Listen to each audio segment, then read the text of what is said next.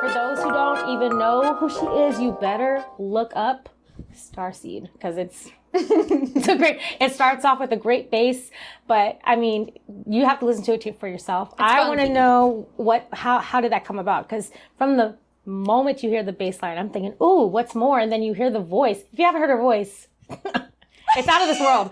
I'm just telling you, it's a very bold, out of this world tone, and it's really cool. It captivates you. So thank you. You're welcome. Thank you. I'm gonna take you everywhere with me. I'm gonna hype you up, girl. I want to know more about how did it come about building that song, because it's that bass line from the bass line to the beat drop to your voice just catching everybody. How did that come about? So it's a very interesting story that probably nobody's going to believe, but I promise it's true.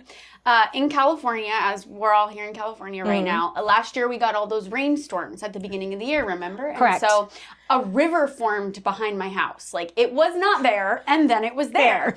And I was like, oh my God. And so I went and I found this heart-shaped boulder by the river, and I sat on it, and I went into deep meditation. I'm an avid meditator, and I kind of just connected to my higher self, and I was like, what's up? Like, what am I doing here on the planet? Like, how can I be a vessel for humanity? How can I be a vessel for Earth?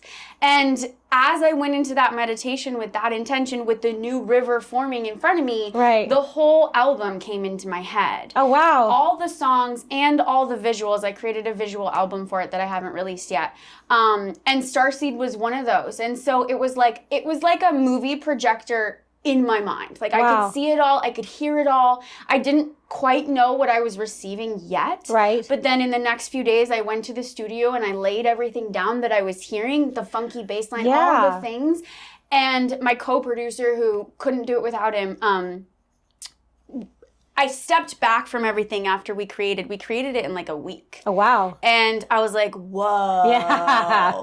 This is what I'm here to do. Yeah. Okay. And so from that point on, my whole trajectory shifted. And that's what triggered me to treat music as my full-time pursuit rather than just a secret hobby. Right. That was like my pastime.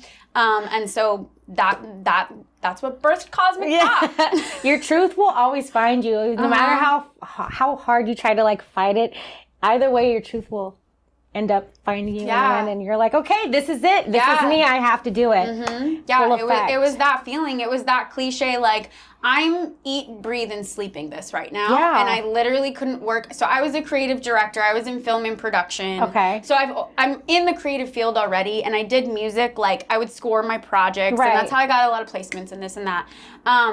Congratulations, though. Thank you. That's still an accomplishment. Thank and you. It's awesome when an artist can do that. Yeah, it's how we make our money. It's tough out here. It's rough. So tough. But I had the shoe in because I was in the industry. But anyways, what I'm getting at is I didn't pursue it professionally because when you do that, there's no excuse for if you don't make it. Right. And it was so easy for me to be like, oh, I'm just a songwriter. It's just my hobby, because then I had an excuse for why I didn't make it. Right. You didn't own up to your own accountability. And you're like, okay, I'm going to do this full force, and so be it. What happens, happens. You know? Exactly. And so this project in particular is what inspired me to be like, it's go time.